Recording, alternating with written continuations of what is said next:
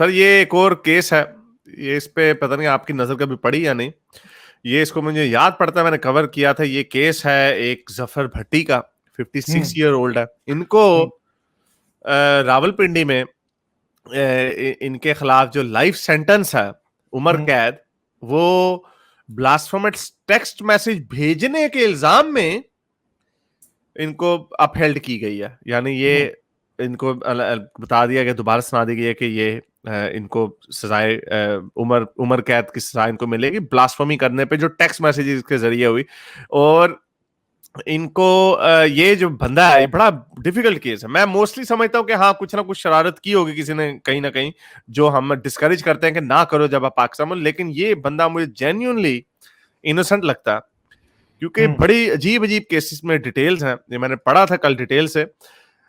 इनको ये इसको डिनाई कर रहे हैं, जफर भट्टी कह रहे हैं इन्होंने कोई इस तरह का काम नहीं किया।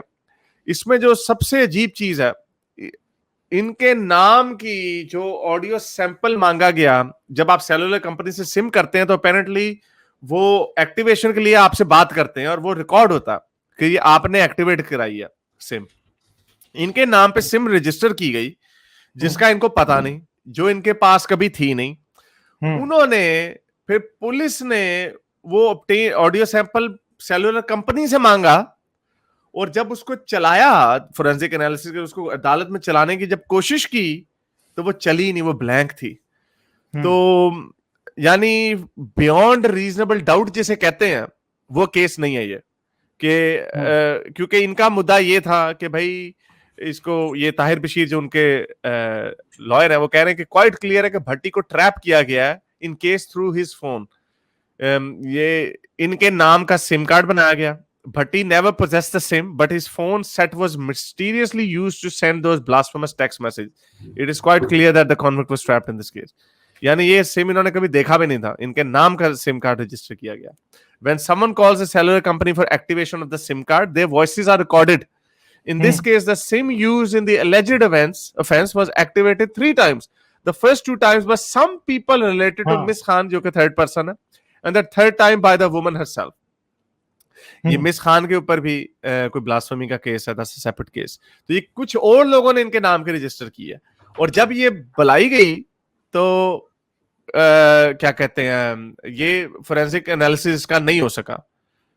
तो ये सर जी इनके साथ बड़ा जुल्म हुआ है एक लिहाज से। सर, इसका मतलब है कि अगर किसी ने आपको फंसाना हो तो आपके नाम की सिम निकलवा के और उससे कुछ भी टेक्स्ट मैसेज किसी को भेज के आपके ऊपर ब्लास्फेमी का पर्चा करवा सकता है। यही हुआ, और सर यही हुआ। तो ये तो मतलब ये तो बहुत ही घटिया बात है ना।